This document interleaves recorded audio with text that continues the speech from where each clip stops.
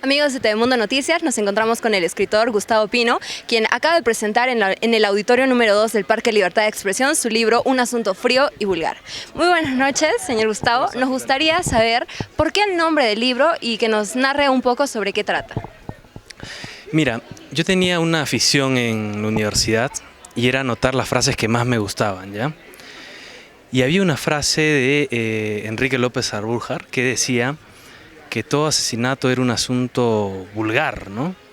Entonces, yo antes de pasarle, digamos, el libro a la editorial, no tenía el título, ¿no? El título se fue generando a través de la ayuda de varios amigos y del mismo editor con los que compartí el libro y tenía un amigo que siempre me apoya en estas publicaciones, que se llama Jorge Montesa. Él es Premio Nacional de Literatura, y lo fastidiaba y agradezco su paciencia porque siempre le escribía a cualquier hora y le decía, mira, se me ha ocurrido esta idea, se me ha ocurrido este título, y él me decía, no va, puede ser, no va, hasta que un día me levantó el dedo y me dije, este es, ¿no? Y quedó Un asunto frío y vulgar, ¿no? Y bueno, nació básicamente de mis experiencias cuando yo era practicante en Diario Correo, ¿no?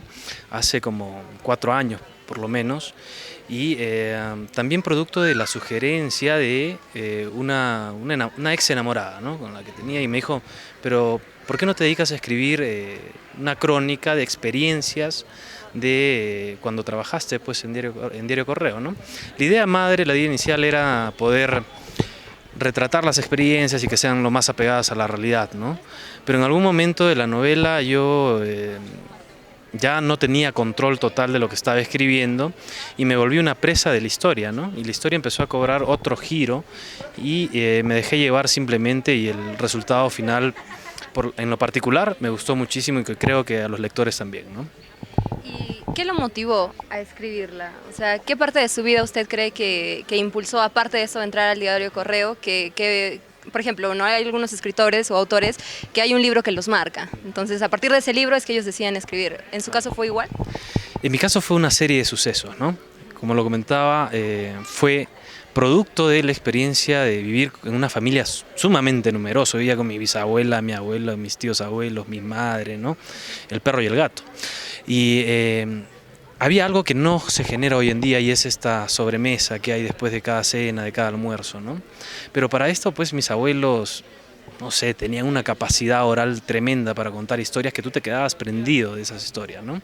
Y yo me iba a descansar, a dormir, pero no podía pegar el ojo. O sea, era como que a veces las historias quedaban inconclusas y yo entre sueños continuaba la historia en mi mente, trataba de buscarle un final o empezaba a crear otras historias totalmente diferentes, ¿no?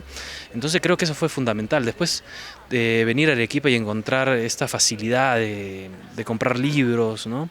Después toparme con amigos sumamente apasionados por la literatura, ¿no? Tenía un amigo que llegaba a las clases con los ojos rojos, hinchados, y yo le preguntaba, oye, ¿qué pasó? ¿Te metiste la bomba, no? Y me decía que no, que había estado leyendo Travesuras de la Niña Mala de Vargas Llosa o libros similares. Entonces, y además te hablaba con tal pasión de determinado libro que tú salías de donde estabas e ibas a buscar ese libro y con el único fin de leerlo, ¿no? Para tratar de sentir esas sensaciones que él te había transmitido en determinado momento, ¿no?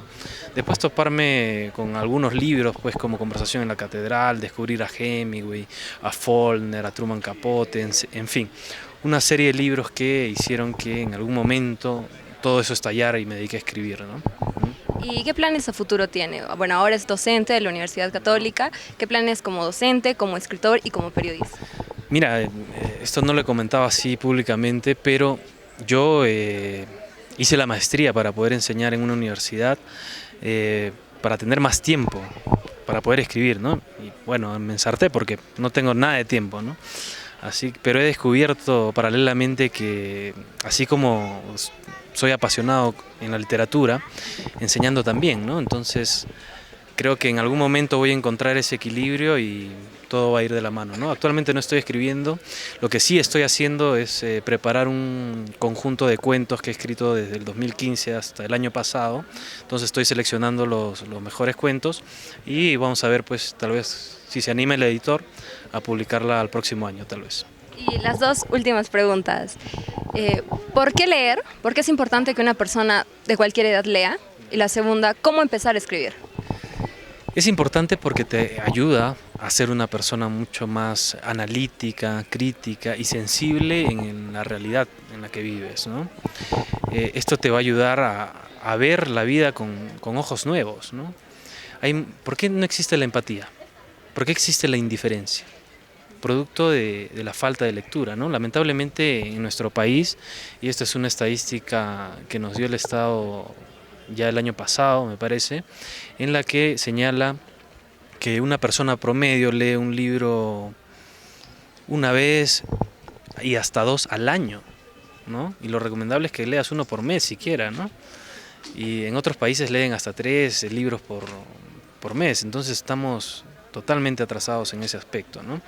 Pero bueno, hay que buscar pues las políticas culturales para tratar de incentivar a los lectores, porque lectores hay, pero hay que saber cómo llegar a ellos, ¿no? A veces cometemos el error en los colegios o en las universidades de obligarlos o imponerles determinadas lecturas, ¿no? Entonces uno tiene que buscar leer lo que le plazca, sea lo que sea, ¿no?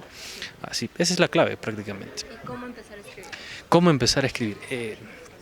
Yo soy un convencido de que se puede enseñar a escribir periodismo, un ensayo, pero no literatura, ¿no? Es algo más de instinto que te nace en determinado momento.